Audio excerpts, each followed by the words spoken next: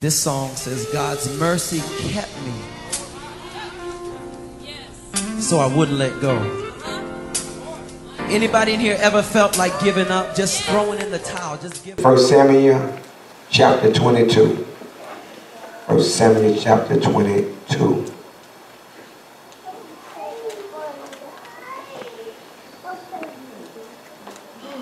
First Samuel chapter 22.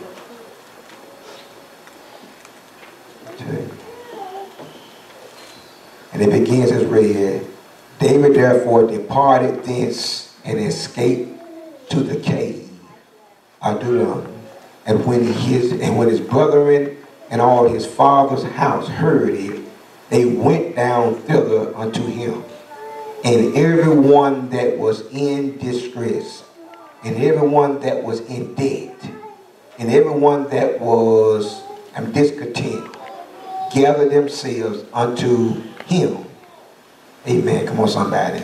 And it says here that he became a captain over them, and there were with him about 400 men. Amen. And David went thence to the Mizpeh of the Moab, and he said unto the king of Moab, let my father and my mother, I pray thee, come forth and be with you till I know what God's will is for me. Oh, come on, somebody. What God's will is for me. I want to talk about is for me. I want to talk about when you're in a cave. When you're in a cave. A cave is a dark place. It's a place of moistness and wet. It's a place of gloom and gloom. You don't know what's in the cave. It's under the earth, and you have to go through for you to come out. David was in a cave. David was anointed to be the king of Israel. But yet at this time, David was in battle. He was under the leadership of Saul, who was the king at that time. And Saul got jealous of David. Saul killed 1,000, but everybody was singing praises unto David because he killed 10,000. And do you know it's important not to get jealous of someone who is doing a greater work than you? Come on, somebody. Saul got jealous of David and began to seek David's life. David, first of all, you got to remember, he was anointed by Samuel to be the next king in line. But David had to wait on time before David was able to become king. Saul was king at this point. What happened is, after Saul was after David to kill him, David fled into a cave. Come on, somebody.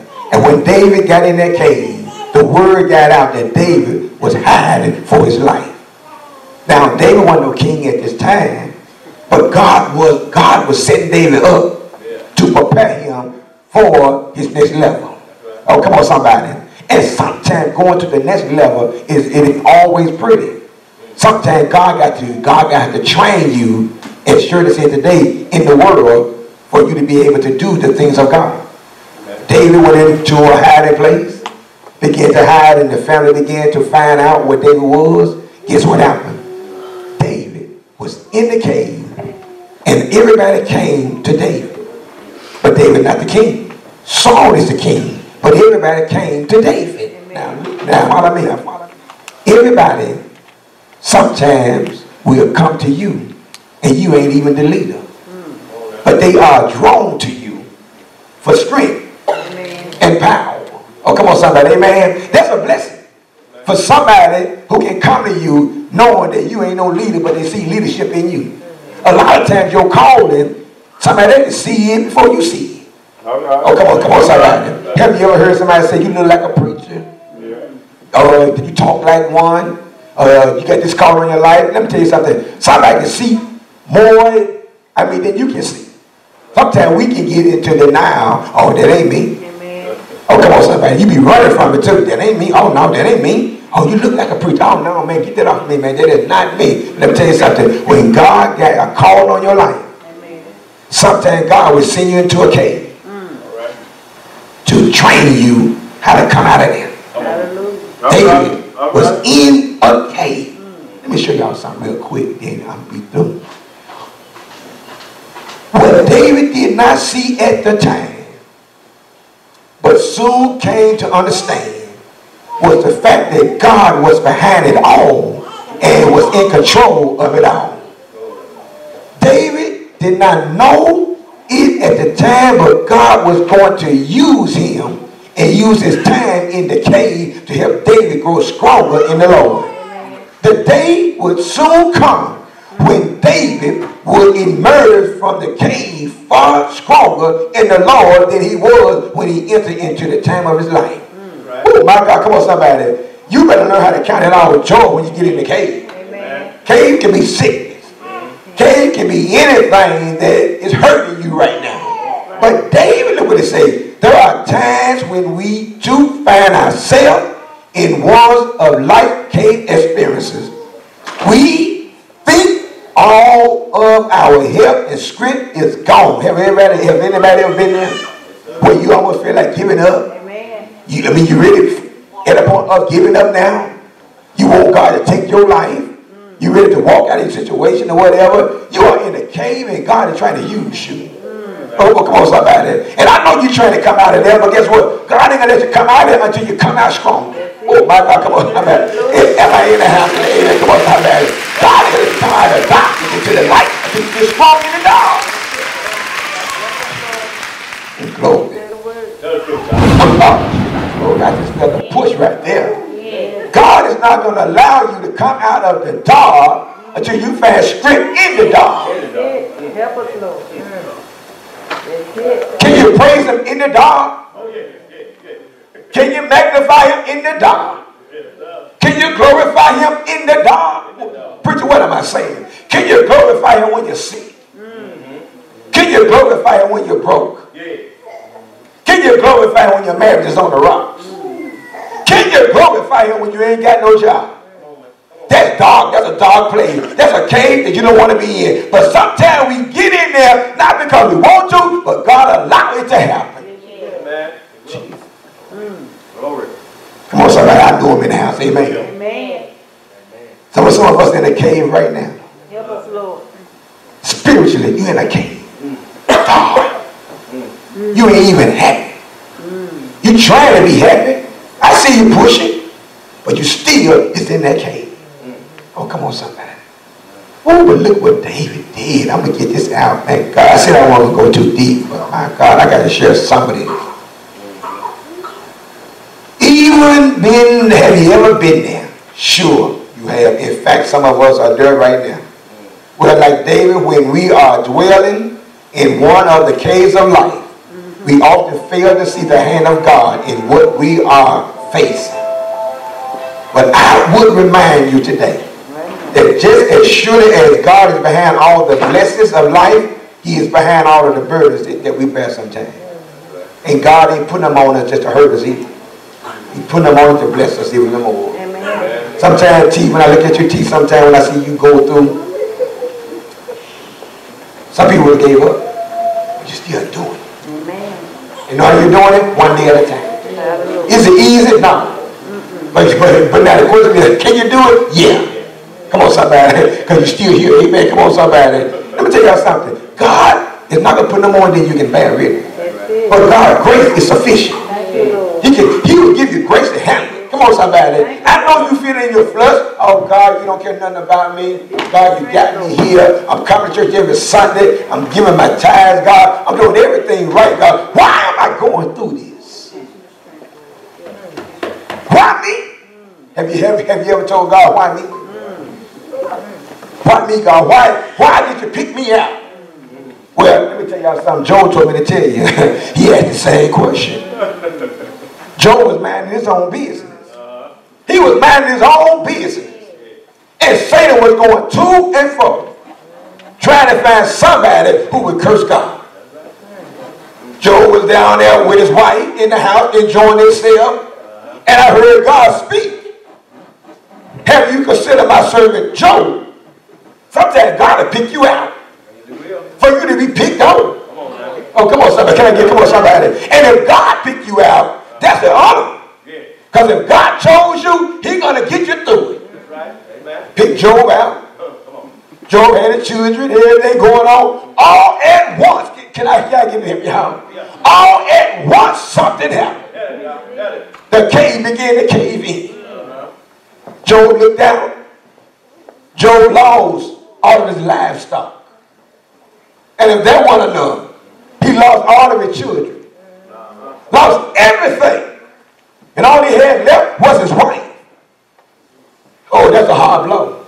Can you imagine right now losing all your children at one time? Come on. It's hard, ain't it? It's real hard, ain't it? Can you imagine losing your mama, your daddy at the same time? Think about it. Think about it. Can you imagine losing your loved ones like that just that quick? Job lost everything. And Job began to talk with God. Lord. What's up with this? I'm looking out. I can't see my children no more. I can't say hello to them no more. But God had to deal with Job. He said, Job, where were you at when I hung the moon? Job, you was nowhere when I called the stars into being. And after he got through with Job, Job had to come to himself. Job said, nigga that came in this world. Nigga, I'm going to leave here. But I'm going to wait on my change. Because I know my Redeemer living. I'm in a cave right now. It's dark where I'm at right now. But my Redeemer know my name. And he will come and see about me. When Job made his mind up that his Redeemer living, and he know that man born of a woman is of a few days and full of trouble. But he do know one thing, that his Redeemer living. And he said to himself, Miss Job came to him and said, baby, I don't mean you no harm. But I done lost all my children. I ain't got nothing left. And I'm looking at you, and you looking mighty pitiful. Where's your God at right now? The God that you praise so much, he took everything that we had. Job had boils on his face. He was real sick. Too sick to get up, too weak to move. But he stood in the ashes of his sickness and said, I'm going to wait right here. He looked at Job. He looked at his wife. He said, baby, you don't sound like my wife. You don't sound like the one that walked with me to church every Sunday and I heard you say, hallelujah. You are different right now. Your challenges have changed you. Sometimes you don't know what's in you until you get tested. See, I feel my help coming down. See, I don't need patience now. I feel my help. You don't know what's in you until you are in that position. And I preached the sermon was in the front of, be careful how you talk about Miss Job. Because one day you'll be in Miss Job's shoes. Then you'll know what it feels like. Job said, baby, you don't sound like my wife. You sound like a foolish woman. You want me to curse my God? Oh, no, I'm not cursing my God at all. Come on, take a stand. Then, if that wasn't no good, do you got any best friends in here? You can call your best friend. That is true. They came over to the house. Oh, Jesus. Be careful when somebody dies and they come over to your house. They ain't coming for you to say, oh, you're going to be all right. No, they're going to be nosy. That's right. That is true. They're going to put their nose in your business. Amen. Trying to say, what if? Of course, somebody. They came over to Job's house and got together and said, you know what? Job, you were the richest man around here. You had to have done something to make God mad. Oh, Jesus. Instigate. Yeah. Instigate. You had to have done something. They got to Job. They got to Job. If his friends don't tell him that, his wife done told him to curse God and die. He can't go to a children. He's in a dark place with the shades down. Can't even raise him up. He didn't get the strength to get up. But he's in a cave, a dark cave.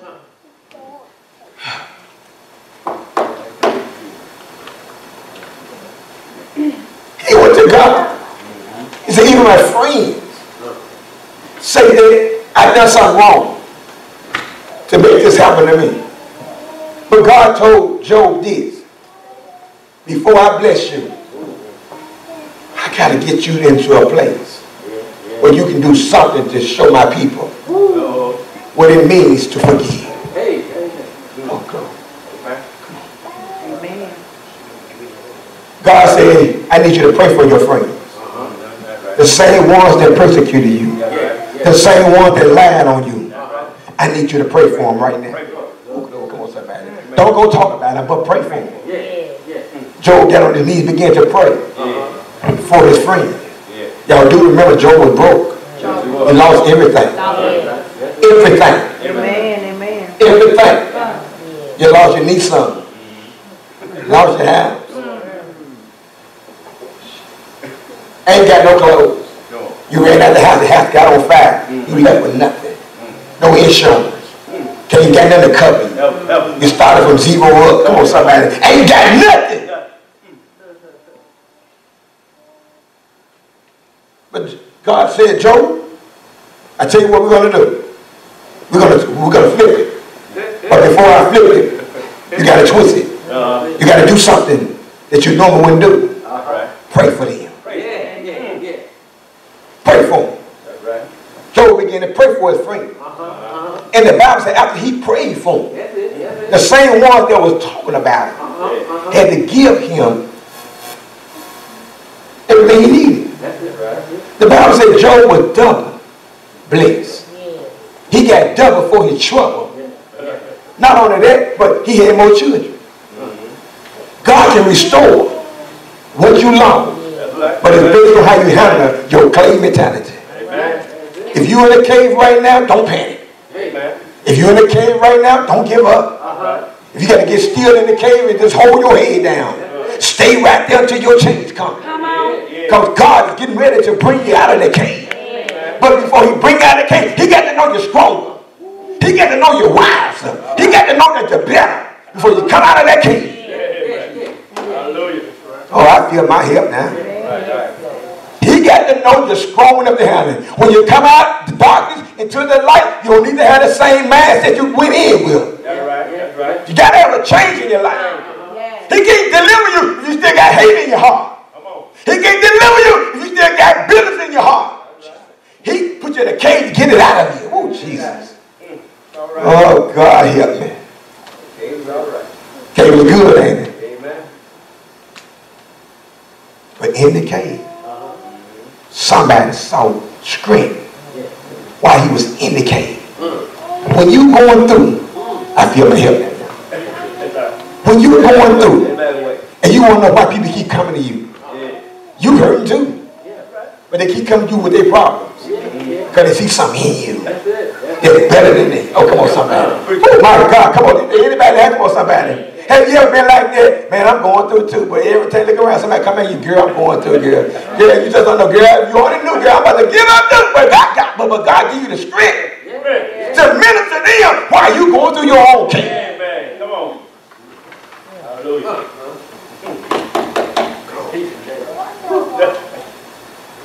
In the cave, you will find God. You will find a real God in the cave. You can't find him when you're in the light too much because right now you ain't focused on him. Because you got a job, you're paying your bills, you get everything going good for you. But when you get in the cave, you'll find God. You will sure enough find him. And not only that, but you'll feel the presence too. You'll feel the presence of him. I don't know how dark it is. He'll just light you. Oh, he just show up. Just show up. Just show up in there. All right, I said, how did you feel when you come out? Oh, come on, somebody. See, you have to be filled before you come out. My God. I'm almost through.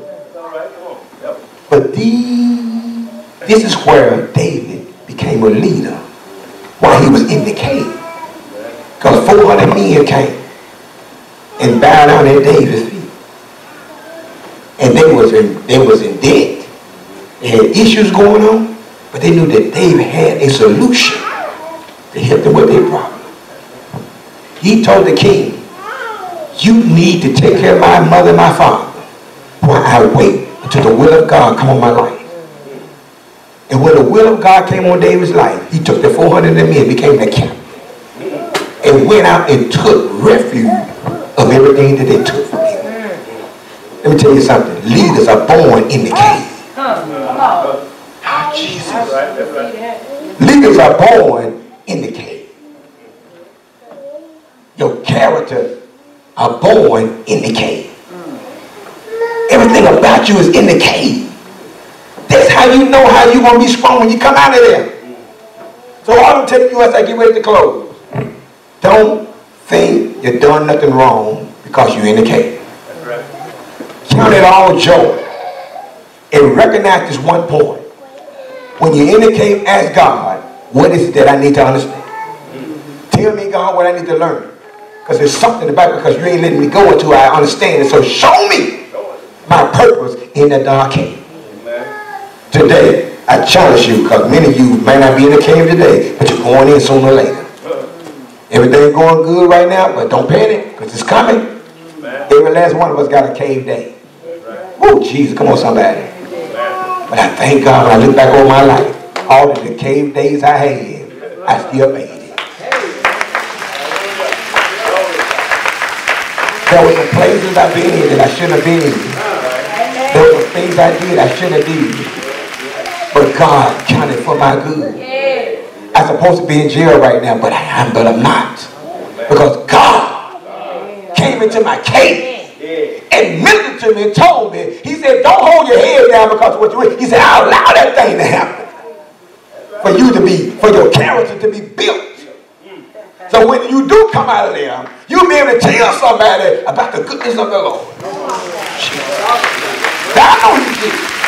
See, I can tell you with that fact, he is a lawyer in the courtroom. It's money when you got no money. Today I might got this money right now, but the other day I didn't have no money. Oh, I was broke as I don't know what. But I trust God in my brokenness, and God turned it around. Now I stand on top. My credit was jacked up. Oh, come on, somebody, anybody now. Hey, right here. Even when I went there, they turned me down. But I held on.